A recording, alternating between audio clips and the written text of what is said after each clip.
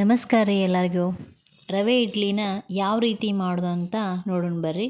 ಈ ಸಣ್ಣ ಗ್ಲಾಸಲ್ಲಿ 1 ಗ್ಲಾಸ್ ಆಗುವಷ್ಟು ಉದ್ದಿನ ಬೇಳೆನ ನಾನು 8 ಗಂಟೆಗಳ ಕಾಲ ನೆನೆ ಇಟ್ಟಿದ್ದೆ ರೀ. ಈಗ ಇವು ನೆನೆದಿದ್ದಾವೆ ರೀ. ಇವನ್ನ ಮಿಕ್ಸಿಗೆ ಹಾಕೋತೀನಿ ರೀ. ಬೇಳೆನ ಗ್ರೈಂಡ್ರಿಗೆ ಹಾಕಿದ ನಂತರ ಆ ಗ್ಲಾಸಿನ ಸೈಜನ್ನು ರೀ 3 ಗ್ಲಾಸ್ನಷ್ಟು ಇಡ್ಲಿ ರವೆನ ಉದ್ದಿನ ಬೇಳೆ ಹಿಟ್ಟಿಗೆ ಕುಡಿಸ್ತಾ ಇದ್ದೀನಿ ರೀ. ಆಮೇಲೆ ರುಚಿಗೆ ತಕ್ಕಷ್ಟು ಉಪ್ಪು, ಆಮೇಲೆ ತಿನ್ನೋ ಸೋಡಾನು ಮಿಕ್ಸ್ ಮಾಡತ್ತೀನಿ ರೀ. ಇದನ್ನು 1 ನೈಟ್ ಪೂರ್ತಿ ನಾನು ಹಿಂಗೆ ಇಡ್ತೀನಿ ರೀ. ಬೆಳಿಗ್ಗೆ ಎದ್ದ ತಕ್ಷಣ ಇಡ್ಲಿನ ಮಾಡ್ತೀನಿ ರೀ.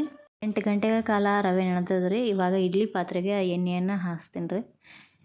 ಈ ಸೈಡ ನೀರನ್ನು ಇಟ್ಟೀನಿ ರೀ ಒಲೆ ಮ್ಯಾಗ. ಇನ್ನು ಇಡ್ಲಿ ಪಾತ್ರೆ ಒಳಗೆ ಹಿಟ್ಟನ್ನು ಹಾಕೋದ್ರೊಳಗೆ ಈ ನೀರು ಹೆಸರು ಬರುತ್ತೆ ರೀ. ನೋಡಿರಿ ಇವಾಗ ಹಾಕಿದ್ದೀನಿ ರೀ. ಇಡ್ಲಿ ಪಾತ್ರೆ ಇಡುವಾಗ ಇಲ್ಲಿ ಹೋಲ್ ಇರ್ತಾವಲ್ಲ ರೀ, ಹೋಲ್ ಮೇಲ್ಗಡೆ ಇಡ್ಲಿ ಬರೋ ಥರ ಇಡ್ರಿ. ಅಂದ್ರೆ ಉಗ ಸರಿಯಾಗಿ ಬೆಳೀತದೆ ರೀ.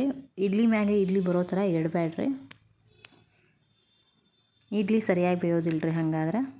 ಇಡ್ಲಿಯನ್ನು ತಿನ್ನೋದಂತ್ರ ರೀ ಹೃದಯಕ್ಕೆ ತುಂಬ ಒಳ್ಳೇದು ರೀ. ಇದು ಜೀರ್ಣಕ್ರಿಯೆಯನ್ನು ಉತ್ತಮಗೊಳಿಸ್ತದೆ ರೀ. ಸಾಕಷ್ಟು ವಿಟಮಿನ್ಗಳನ್ನ ನೀಡೋದಂತ್ರ ಆರೋಗ್ಯಕ್ಕೂ ತುಂಬ ಒಳ್ಳೇದು ರೀ. 10 ನಿಮಿಷಗಳ ಕಾಲ ನಾನು ಇಟ್ಟಿದ್ದೆ ರೀ. 10 ನಿಮಿಷ ಆದ ನಂತರ ನೋಡಿರಿ ಇಡ್ಲಿ ಸರಿಯಾಗಿ ಬಂದದ ರೀ.